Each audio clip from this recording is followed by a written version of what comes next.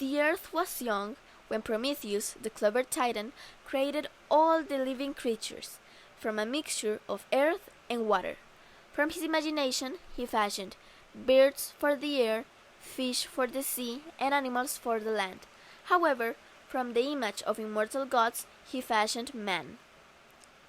Gentle Epimetheus observed his brother's activity with amazement and envy. He also wanted to have some part in the creative process, so he pleaded with Prometheus to let him do something for each living creature. Because Prometheus loved his gentle brother, he decided to let him distribute the qualities that each of his creatures would need to survive.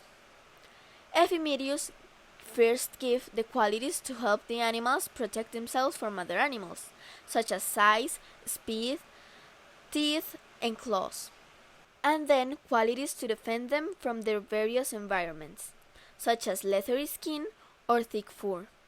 After distributing all the gifts, he thought he was finished, but then he realized he had forgotten mankind, who was naked and defenseless. He alone, of all Prometheus's creations, had received no gifts. Prometheus joined his brother and observed the terrible problem, saying, "There isn't anything left for man, is there?" This was a tremendous disappointment to him. From all his creations, Prometheus most loved man. Prometheus resolved to do whatever was necessary to ensure man's survival, regardless of the risk to himself. That night, he stole up to Mount Olympus, home of his cousin Zeus and the immortal gods. He knew that the Lord of Olympus would not help him. However, Zeus' children, strong-armed Hephaestus and great-eyed Athena, sympathized with him because they too were creators. They raised the wrath of their father's thunderbolts and taught Prometheus their knowledge of arts and crafts, so that he, in turn, could impart the knowledge to humankind. As a parting gift, Hephaestus gave Prometheus fire, so that mortals could use their new knowledge to the fullest. Prometheus returned to Earth and became humankind's great teacher. He taught them to read and write, to understand their environment, to build houses and sailing ships, and to tame with wild animals for food, labor, and protection. He showed them treasures within the earth, such as copper, iron, silver, and gold. He taught them how to use the gift of fire, to use this treasure to improve and beautify their lives. Thus it was that man, frail as he was, became master of this environment. He went too far, however, when he instructed mortals in methods to deceive the gods, so that the humans could keep the best fruit of their labors for themselves. When Zeus discovered this deception, he punished man by taking away the gift of fire. But Prometheus was so bold as to steal fire from the gods a second time. And when Zeus looked down from Mount Olympus and saw the fire flaming among Prometheus' mortals, he became determined to punish Prometheus and humankind. He began his retribution by commanding his son Hephaestus to imprison Prometheus in torturous conditions. While Prometheus, the courageous Titan, was enduring his punishment far to the north in Sicya, Zeus proceeded with his next objective, the punishment of mortal men. Once again, he called upon his son, Hephaestus the smith. "Hephaestus," he commanded, "I want you to create a beautiful woman from the same ingredients that the clever Titan Prometheus used to create his beloved mortals. I want her to be beautiful enough to be a blessing, yet evil enough to be a punishment for humankind." A strong-armed Hephaestus obeyed his great father's order, giving the girl the face of a goddess, but human voice and strength. Then grey-eyed Athena dressed her in silver clothing, and placed an embroidered veil upon her head.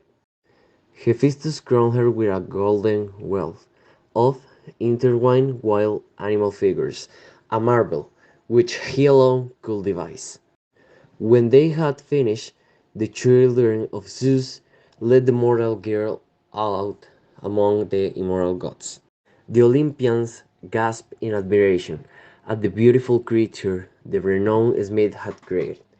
The Graces placed golden necklaces around her neck, while the Seasons placed spring flowers among the golden animals of her crown. Then the Lord of Olympus directed golden Aphrodite to give her the qualities of love and desire.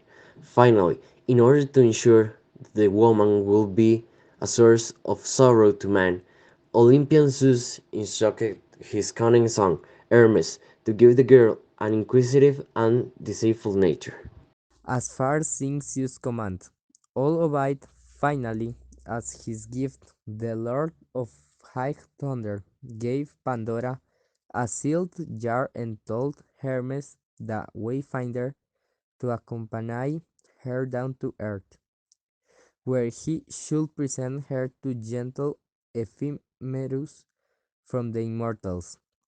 Ephemerus could not resist such an appealing gift, even though his brother Prometheus had warned him never to accept any gift from Mount Olympus, because it might prove to be a source of evil. Gentle Euphemus could not believe that anyone as beautiful and as appealing as Pandora could bring anything but delight.